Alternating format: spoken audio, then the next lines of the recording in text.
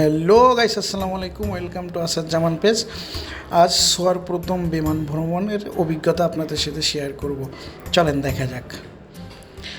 যথারীতি আমরা সাতক্ষীরা থেকে একটা প্রাইভেট কার ভাড়া করলাম। বাবা মেয়ে মিলে একসাথে যশোর এয়ারপোর্টে আসার প্ল্যান করলাম।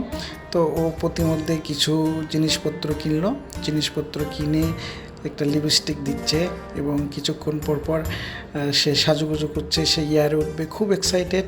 তারপর কিছুক্ষণ পরে ও ঘুমায় গেল।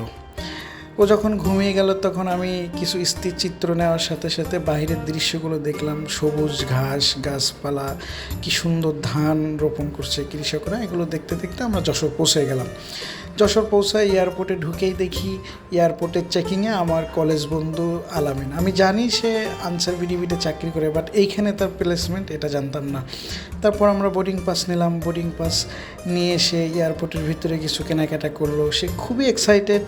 এরপরে আমাদের বিমান চলে আসলো। বিমান চলে আসার পরে আমরা বিমানে উঠতে যাচ্ছি। প্রতিমধ্যে বলে নেই, আমরা এয়ার টিকিট কিনেছি গোফরিং ট্রাভেল এজেন্সি থেকে। আপনারা চাইলে যে কোনো বিমান টিকিট খুবই সুলভ মূল্যে গোফরিং ট্রাভেল এজেন্সির সাথে যোগাযোগ করতে পারেন। এর বিমানে ওঠার পরে সোয়ার টেক অফটা খুব সুন্দরভাবে উপভোগ করছিল। এরপর প্রতিমধ্যে বিমানের খাবার দিয়ে গেল। বিমানের খাবারের ভিতরে একটা কেক ছিল, পানি ছিল, সব থেকে ওর পছন্দের যেটা ছিল একটা আমসত্ত্ব ছিল, যেটা প্রাণ কোম্পানির। এরপরে সে বিমান উপভোগ করতে করতে আমরা কিছু স্থিরচিত্র নেওয়ার চেষ্টা করলাম। স্থিরচিত্র নেওয়ার পরে আমরা হযরত শাহজালাল আন্তর্জাতিক বিমানবন্দরে খুব ভালোভাবে ল্যান্ড করলাম।